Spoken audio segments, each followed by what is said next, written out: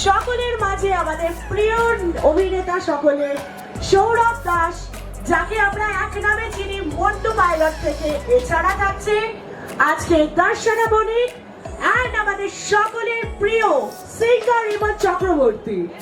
জনপ্রিয় অভিনেতা সৌরভ দাস, আর তার সাথে সাথে বেঙ্গল দিভা দর্শনা, আর তার সাথে সাথে মিউজিকের জন্য কে আসছে? মিউজিকের জন্য কিন্তু আসছে আমাদের সকলের প্রিয় ইমন চক্রবর্তী।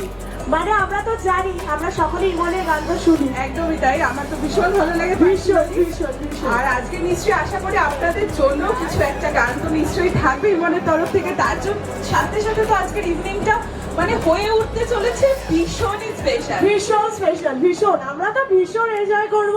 একদমই তাই।